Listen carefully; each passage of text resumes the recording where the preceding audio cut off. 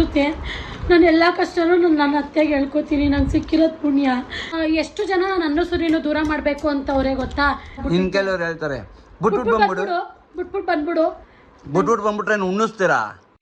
ಸ್ವಾತಿಗೆ ಹೇಳ್ತಾನೆ ಇರ್ತಾರೆ ಬಿಟ್ಟು ಬಂದ್ಬಿಡು ನನ್ನ ಮಾತು ಕೇಳಿದಿದ್ರೆ ರಾಣಿ ಥರ ಹೇಳ್ತಿದ್ದೆ ಅಂತ. ಇವಾಗೇನು ಅವಳನ್ನೇನು ಫುಟ್ಬಾತಲ್ಲಿ ಮಲಗಿಸಿದೀವಾ?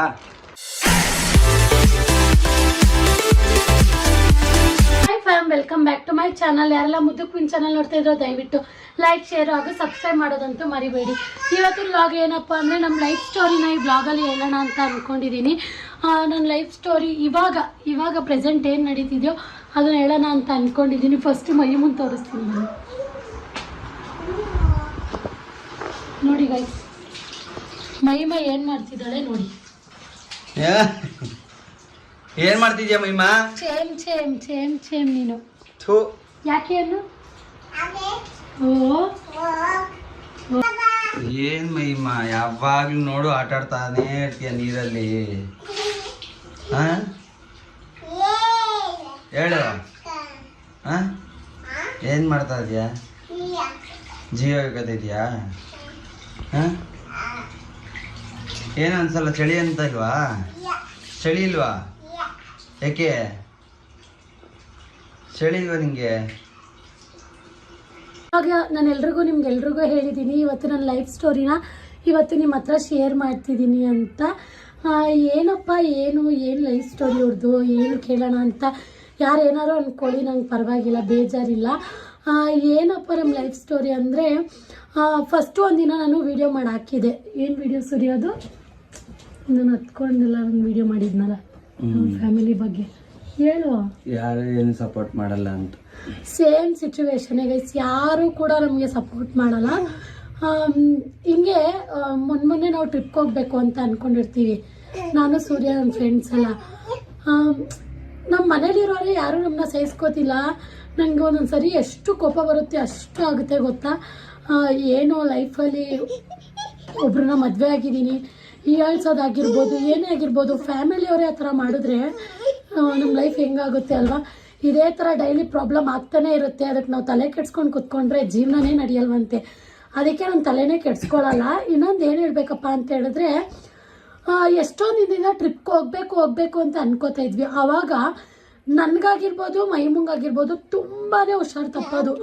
ಒಂದು ಮೈಮುಂಗ್ ಹುಷಾರು ತಪ್ಪೋದು, ಇಲ್ಲ ನನಗೂ ಹುಷಾರು ತಪ್ಪೋದು.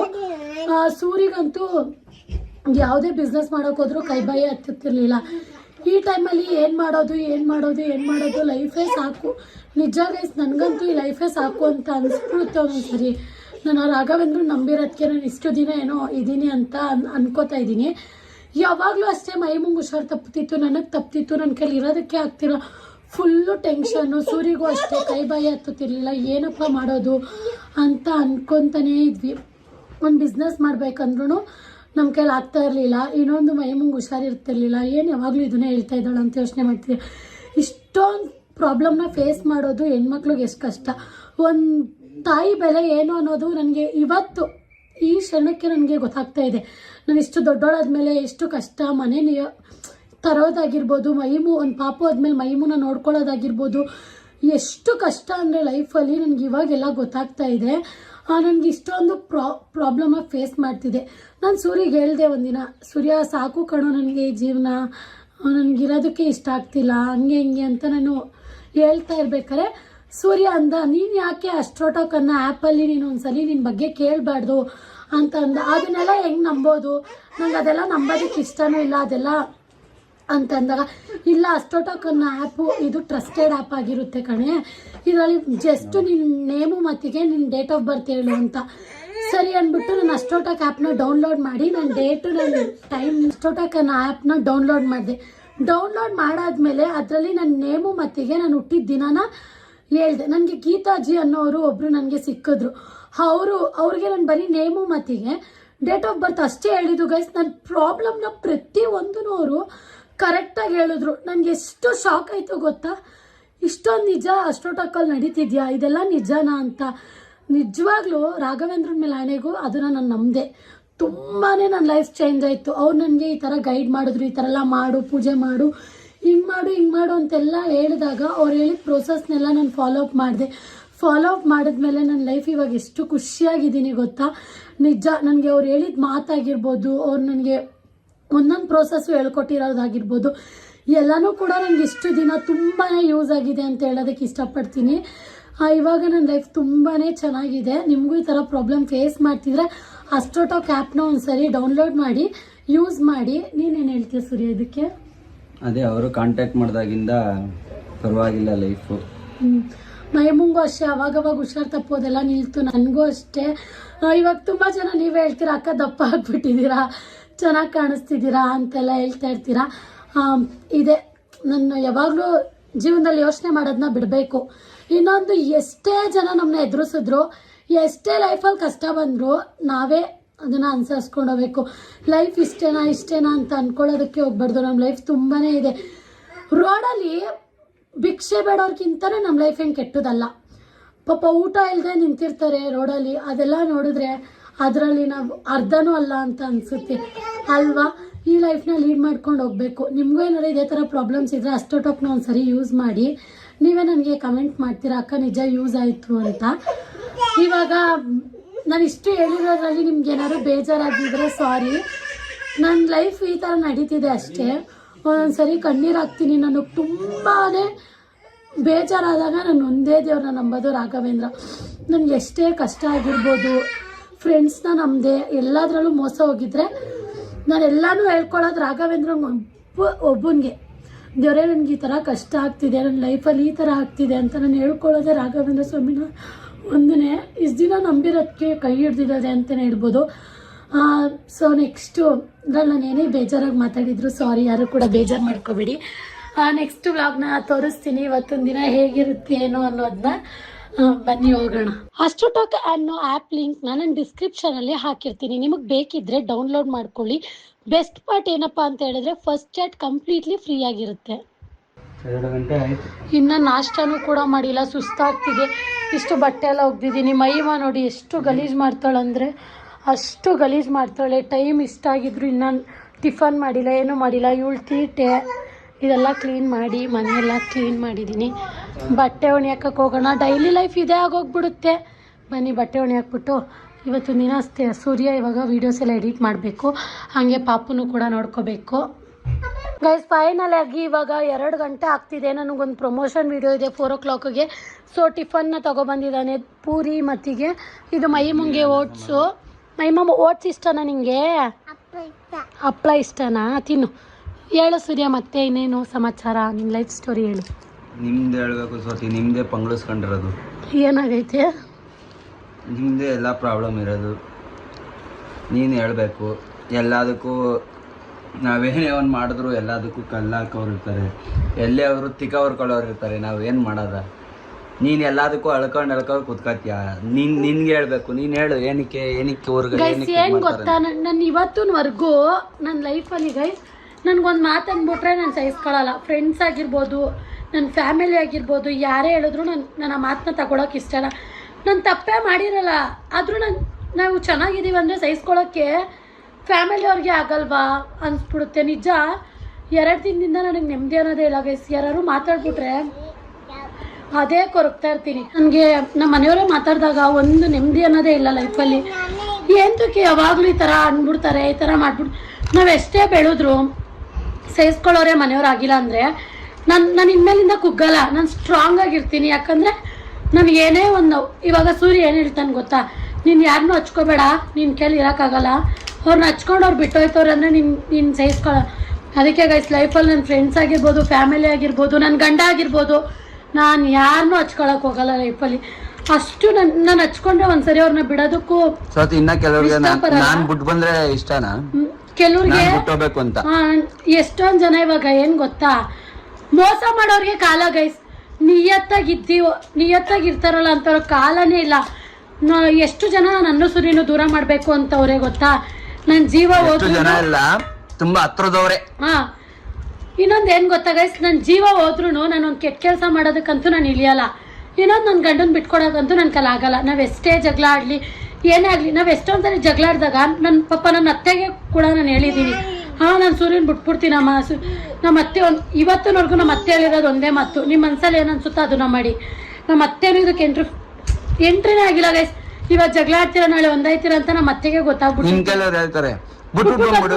ಬಿಟ್ಬಿಟ್ಟು ಬಂದ್ಬಿಟ್ರೆ ಉಣ್ಣಿಸ್ತೀರಾ.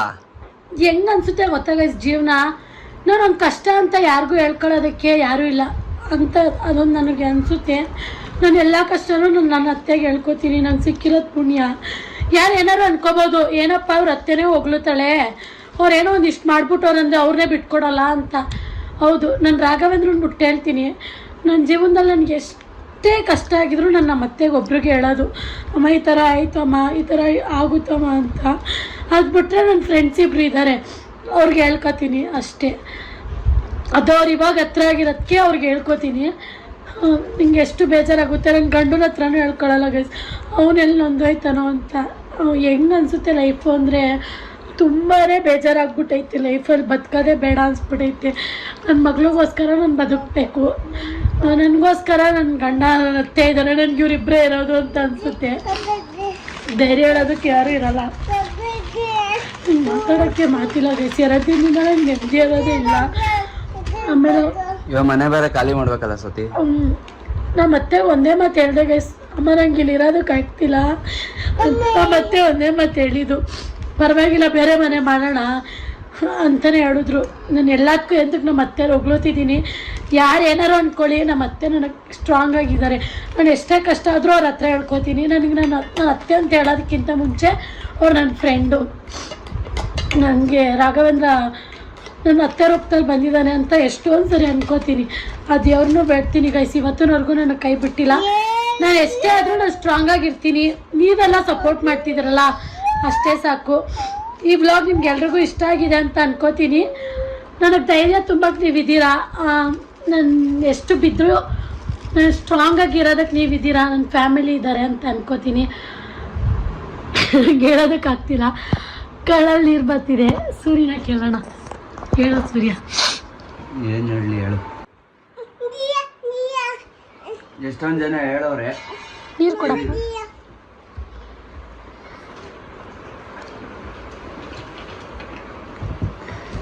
ಹೇಳು. ಸ್ವಾತಿಗೆ ಹೇಳ್ತಾನೆ ಇರ್ತಾರೆ, ಬಿಟ್ಟು ಬಂದ್ಬಿಡು. ನನ್ನ ಮಾತು ಕೇಳಿದಿದ್ರೆ ರಾಣಿ ಥರ ಹೇಳ್ತಿದ್ದೆ ಅಂತ. ಇವಾಗೇನು ಅವಳನ್ನೇನು ಫುಟ್ಪಾತಲ್ಲಿ ಮಲಗಿಸಿದೀವಾ? ನಿಮ್ಗಿಂತ ಚೆನ್ನಾಗಿ ಜೀವನ ಮಾಡ್ತಾ ಇದೀವಿ ನಾವು. ನೀವು ಅನ್ಕೊಂಡಿದ್ಕಿಂತ ಡಬ್ಬಲ್ ಆಗೇ ಜೀವನ ಮಾಡ್ತಾ ಇದ್ದೀವಿ. ಯಾವತ್ತೂ ರೋಡ್ಗಂತೂ ಬಂದಿಲ್ಲ, ಏನಕ್ಕೂ ಕಮ್ಮಿ ಆಗದಿರಂಗೆ ನೋಡ್ಕೊಂಡಿಲ್ಲ. ಹುಟ್ಟಾಗಿಂದ ನಾವು ನೋಡ್ಕೊಂಡಿರೋದು ಇದನ್ನ. ಯಾರು ಬಂದು ಏನೂ ನಮ್ಗೆ ಹೆಲ್ಪ್ ಮಾಡಿಲ್ಲ, ಸರಿನಾ? ಆ ಮಾತನ್ನ ಇನ್ನೊಂದ್ಸತ ಅಂದರೆ ನಾನು ಎಲ್ಲಿ ಏನು ಹೇಳಬೇಕು ಅದನ್ನೇ ಹೇಳ್ತೀನಿ. ಸೀರಿಯಸ್ ಆಗು. ಇವಳು ಅಳೋದಕ್ಕೂ ನೀವು ಮಾಡೋದಕ್ಕೂ ಒಂದೊಂದು ಟೈಮ್ ಹೇಳ್ತೀರಾ ಗೊತ್ತಾ? ಅದೇ ಹತ್ತಿ 4 ದಿವಸದಿಂದ ಅವಳಿಗೆ ಬರೀ ಹಾಸ್ಪಿಟ್ಲಿಗೆ ಸುತ್ತಿಸೋದಾಯ್ತು. ಲೋ BP ಬೇರೆ ಆಗಿದೆ. ಏನಾರು ಒಂಚೂರು ಹೆಚ್ಚು ಕಮ್ಮಿ ಆಗಲಿ ನೀವು ಮಾತಾಡೋ ಮಾತಿಗೆ, ಆಮೇಲೆ ಎಲ್ಲ ಮಾತು ನಿಮ್ಮ ಕೈಲಿ ಆಗಿಲ್ಲ ಅಂದರೆ ತಿಕ್ಕ ಮುಸ್ಕೊಂಡು ಇದ್ಬಿಡಿ. ಏನಕ್ಕೆ ಸುಮ್ಮನೆ ಇಲ್ದಿರೋದ್ನೆಲ್ಲ ಮಾತಾಡ್ತೀರಾ?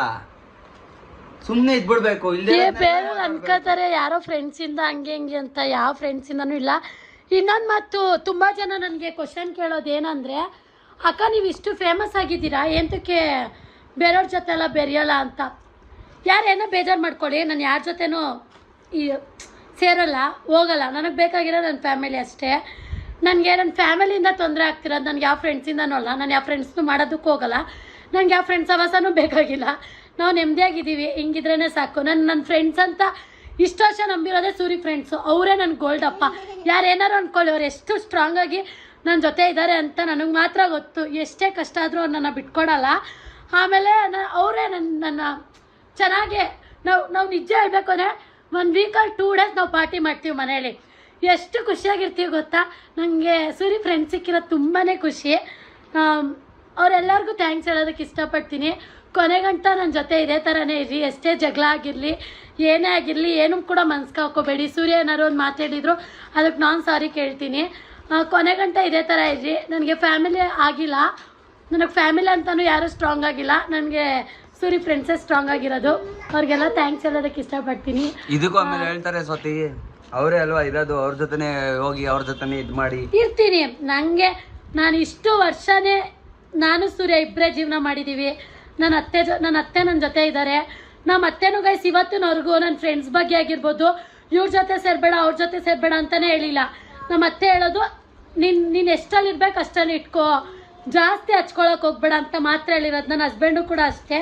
ಆದರೆ ನನ್ನ ಗಂಡನೂ ಅಷ್ಟೇ, ಅವ್ರ ಜೊತೆ ಓಡಾಡಬೇಡ ಇವ್ರ ಜೊತೆ ಓಡಾಡಬೇಡ ಅಂತ ಯಾವತ್ತೂ ಹೇಳಿಲ್ಲ. ನಾನು ಓಡಾಡೋದು ಮಾತ್ರ ನನ್ನ ಫ್ರೆಂಡ್ಸ್ಗಳ ಜೊತೆ, ಅದು ಸೂರಿ ಫ್ರೆಂಡ್ಸ್ಗಳ ಜೊತೆನೆ.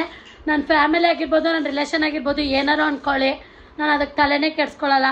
ಅದು ನನ್ನ ಗಂಡ ಕೇಳಬೇಕು, ಆವಾಗ ನಾನು ಮಾತಾಡ್ಬೇಕಷ್ಟೇ. ಬೇರೆಯವ್ರು ಯಾರೇ ಏನು ಹೇಳಿದ್ರು ತಲೆನೇ ಕೆಡ್ಸ್ಕೊಳ್ಳಲ್ಲ. ನಾಯಿ ಬೊಗ್ಳುತ್ತಿದ್ರೆ ದೇವಲೋಕ ಅಂತೂ ಹಾಳಾಗಲ್ಲ. ನಾವು ಇನ್ನೂ ಚೆನ್ನಾಗಿ ಬೆಳಿತೀವಿ, ಇನ್ನೂ ಸ್ಟ್ರಾಂಗ್ ಆಗಿರ್ತೀವಿ. ಎಷ್ಟೇ ಕಷ್ಟ ಬಂದರೂ ನಾವಿಬ್ಬರೇ ಫೇಸ್ ಮಾಡ್ತೀವಿ ಅಂತ ಹೇಳೋದಕ್ಕೆ ಇಷ್ಟಪಡ್ತೀನಿ. ಎಷ್ಟೇ ಜನ ತುಳಿಯೋಕ್ಕೆ ಬಂದರೂ ಏನಪ್ಪ ಅವಳು ಇಷ್ಟೊಂದು ಹೇಳ್ತಾ ಇದ್ದಾಳೆ, ತಲೆಗೆ ಹೊಡಿತಿದ್ದಾಳೆ ಅಂತ ಅನ್ಕೋಬೇಡಿ. ಏನಾರು ಅನ್ಕೊಳ್ಳಿ, ನಿಮ್ಮ ಇಷ್ಟ ಅದು. Thank you for watching. ಈ ವ್ಲಾಗ್ ನಿಮ್ಗೆ ಎಲ್ರಿಗೂ ಇಷ್ಟ ಆಗಿದೆ ಅಂತ ಅನ್ಕೋತೀನಿ. ಇದರಲ್ಲಿ ನಿಮ್ಗೆ ಏನು ಅನ್ನಿಸ್ತು ಅನ್ನೋದನ್ನ ಕಮೆಂಟಲ್ಲಿ ತಿಳಿಸಿ. ನಿಮ್ಮ ಮನೆಯವ್ರು ಯಾರ್ಯಾರು ಸಪೋರ್ಟ್ ಮಾಡ್ತಾರಂತ ಕಮೆಂಟ್ ಮಾಡಿ.